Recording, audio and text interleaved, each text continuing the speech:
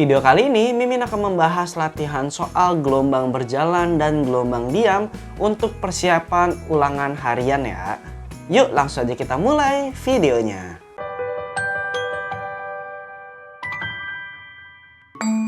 Oke, kita masuk ke soal yang pertama ya. Pada permukaan air terdapat dua buah gabus yang bergerak naik turun seperti pada gambar. Jika percepatan gelombang air adalah 80 cm per second, maka frekuensi gelombang air adalah, Mimin gambarkan dulu lagi ya biar lebih gampang ngejelasinnya. Jadi di sini ada sebuah gelombang. Anggap aja rapi ya. Di atas ini ada sebuah gabus. Di bawahnya itu ada gabus juga. Di sini ada gabus, oke. Dan ternyata diketahui kalau jarak antar kedua gabusnya ini bernilai 50 cm. Dan amplitudenya itu adalah 4 cm ya. Oke, untuk ngejawab soal ini kita tahu ya kalau rumus kecepatan itu kan lambda dikali frekuensi. Dan yang ditanya adalah frekuensinya. Berarti dari persamaan ini kita tinggal nyari nilai lambdanya. Gimana cara nyari nilai lambda? Kita masukkan lambda kan rumusnya X per N. X itu berapa? 50 cm-nya per N-nya itu adalah jarak dari berapa banyak gelombang di 50 cm itu. Jadinya kalau kita hitung, di sini ada satu gelombang, dua gelombang, dan 2,5 gelombang. Ya berarti N itu 2,5 gelombang. Jadinya lambdanya itu bisa kita tuliskan nilainya itu adalah 20 cm. Selanjutnya kita tinggal masukin ke rumus yang tadi udah kita tuliskan, yaitu di rumus kecepatan itu. Kecepatannya itu 80, lambdanya itu 20 kali frekuensi. Maka didapatkan frekuensinya itu 4 Hz. Ya udah, jadi nanti kalau ditanya frekuensi gelombang airnya itu jawabannya itu 4 Hz. Cukup simpel ya. Next ke soal selanjutnya. Sebuah gelombang berjalan dinyatakan dengan fungsi Y sama dengan 8 sin 8pi. Oke, Mimin tuliskan dulu. Y sama dengan 8 sin 8pi T min 0,05x. Di mana X dan Y dalam cm dan T dalam detik. Maka pernyataan yang benar adalah, ini sebenarnya prinsipnya sama aja, kita mencari semua besaran-besarannya. Menyocokkan semua besaran-besaran yang diketahuinya.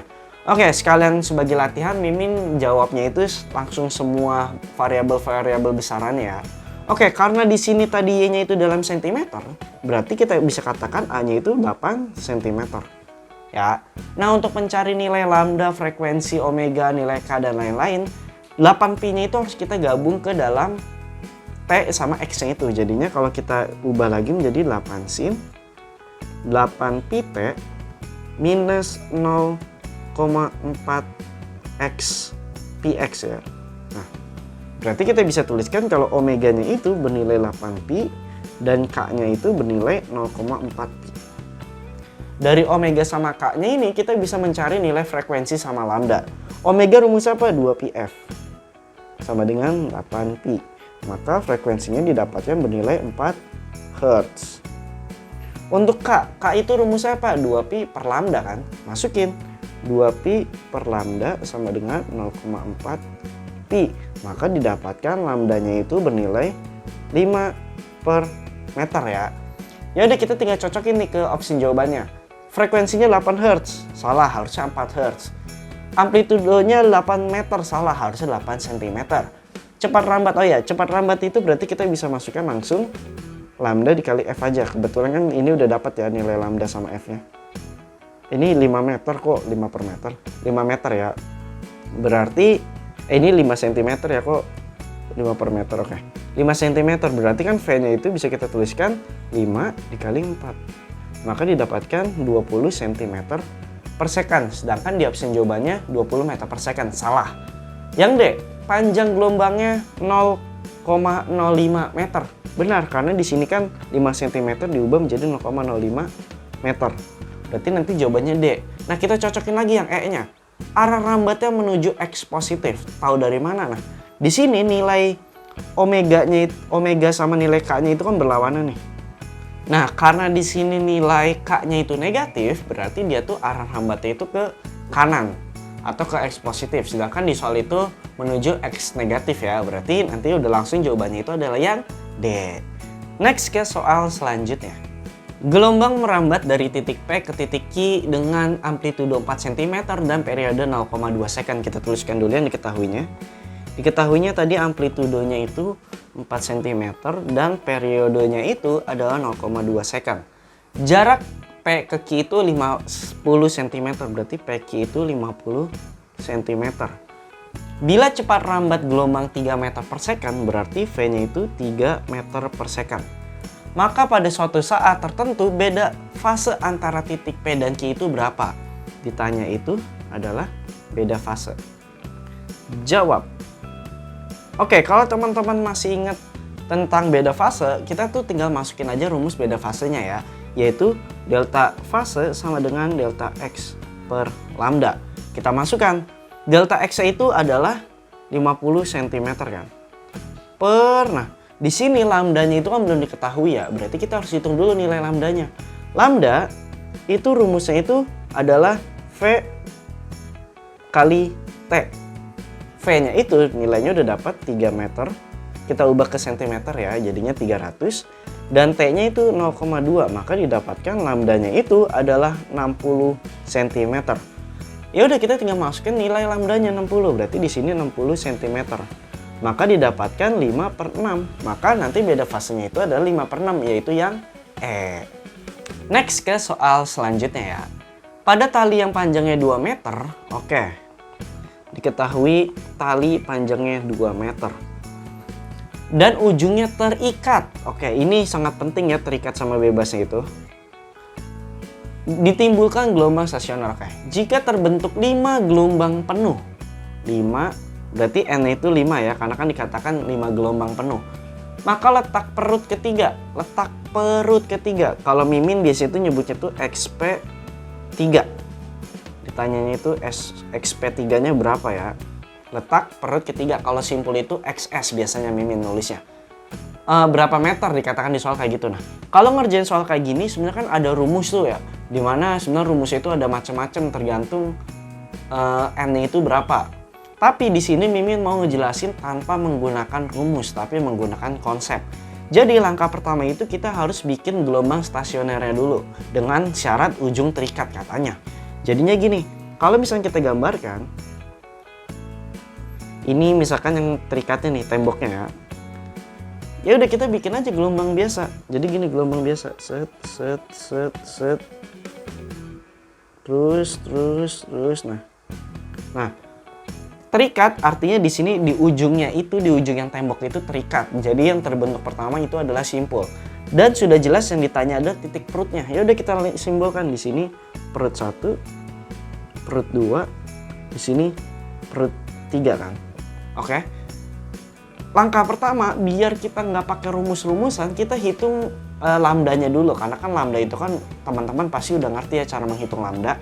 Kita hitung lambda sama dengan X per M yang udah kita bahas di soal sebelumnya itu. X-nya itu berapa? X-nya itu yaitu 2 meter dan N-nya itu kebentuk 5 gelombang. Tapi meternya biasanya kita ubah ke dalam cm untuk memudahkan dalam perhitungan ya. Jadi 200 per 5 sama dengan 40 cm. Jadi lambdanya itu adalah 40 cm. Ingat, lambda itu terdiri dari satu bukit sama satu lembah. Jadi kita bisa bilang jarak dari sini ke ujung itu adalah 40 cm. Sedangkan dari jarak yang tadi di ujung 40 cm itu ke P3 nih, itu adalah 1/4 lambda kan. Berarti kita bisa bilang kalau 1/4 lambda itu adalah 10. Ya udah 10 ditambah 40. Jadinya 50 cm. Jadi kalau tadi ditanya itu letak perut ketiga yang dihitung dari ujung terikat, berarti kita ubah ke meter, 0,5 meter. Maka nanti jawabannya itu adalah yang C. Cukup simpel kan? Jadi tanpa rumus-rumus yang X per 2 gitu-gitu ya, ribet. Jadi kita bisa pakai analogi gambar aja. Next ke soal selanjutnya. Persamaan gelombang stasioner dirumuskan dengan Y sama dengan, oke kita tulis. Y sama dengan 10 cos 0,1 px sin 10 pt, di mana X dan Y dalam meter dan T dalam second. Cepat rambat gelombang tersebut adalah, nah Untuk mencari cepat lambat itu kan kita biasanya menggunakan rumus V sama dengan lambda dikali F atau lambda per T.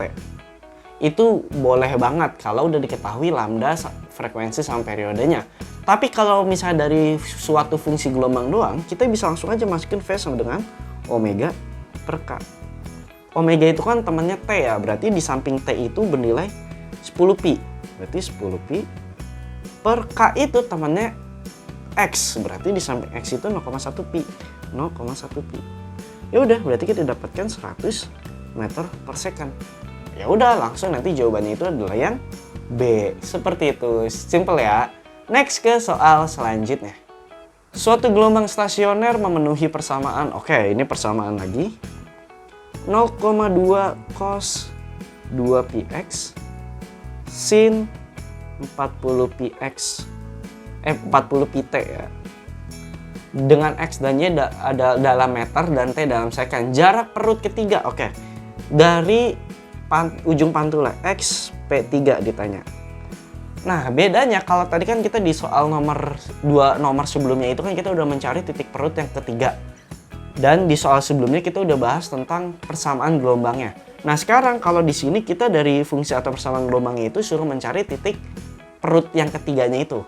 Caranya sama kayak tadi, berarti kita harus menghitung nilai lambdanya dulu. Ingat, lambda itu bisa kita dapatkan dengan mencari dari bilangan gelombang K ya, yaitu 2pi per lambda.